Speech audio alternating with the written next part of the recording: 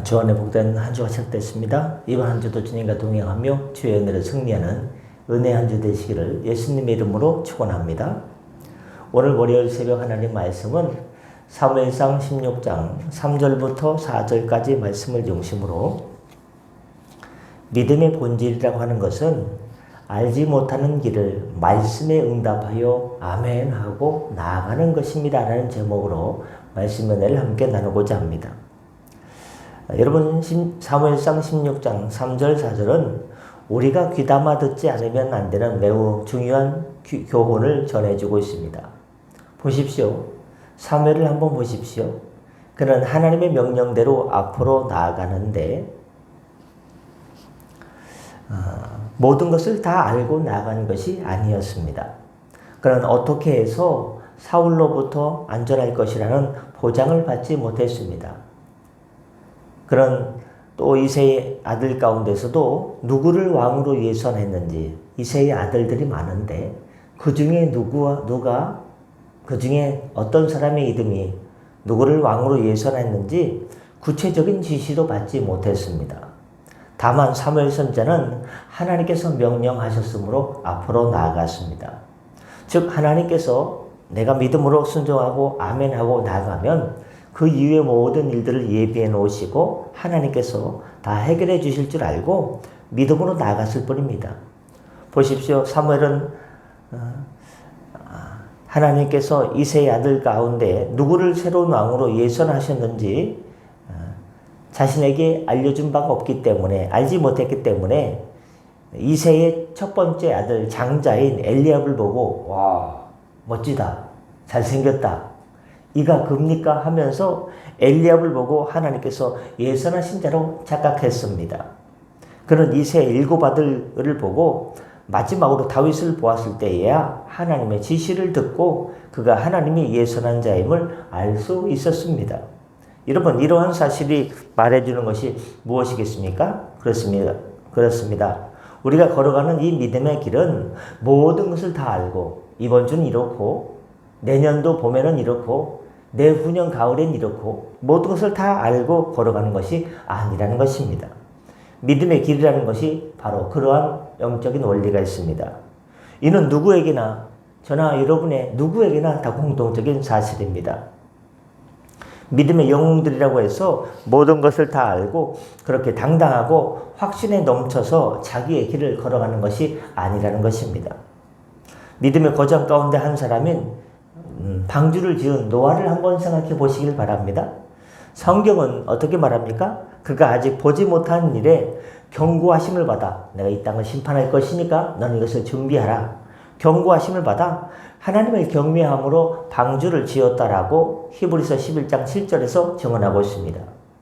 여러분이라면 언젠가 대홍수가 임할 것이라는 예고를 받았을 경우에 그것만 듣고 언젠가 대홍수가 올 거야, 이 대홍수를 대비해서 방주를 지어야 돼.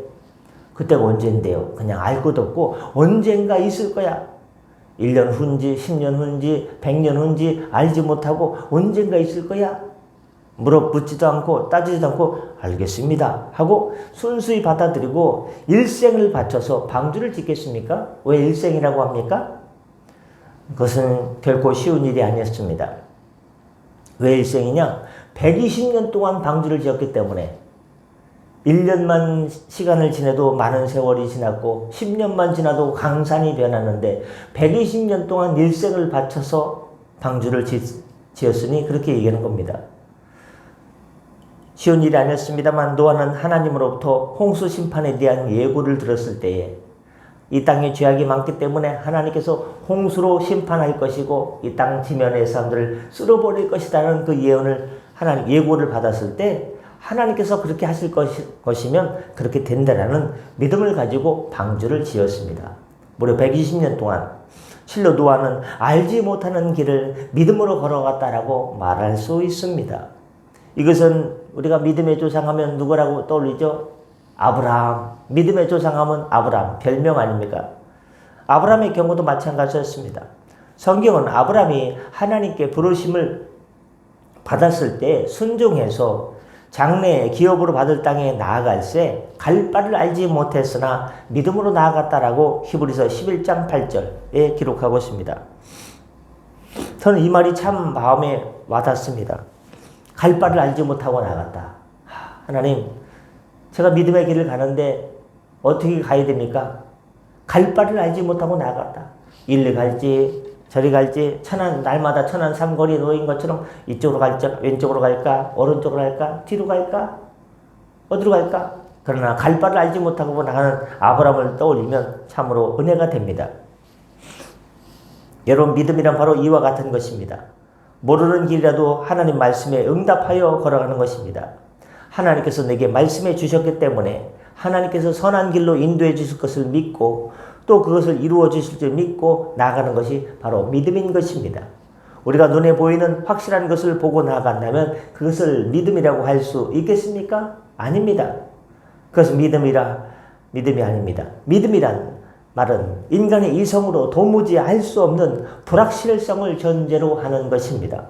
인간의 이성으로 알 수도 없고 인간의 이성으로 납득하기 어렵지만 그것이 하나님의 말씀이고 또 하나님의 약속이고 여호와 하나님 언약의 하나님께서 그것을 반드시 이루어 주실 걸 믿기 때문에 그것을 믿고 나아가는 것이 믿음인 것입니다. 말씀 마치고자 합니다.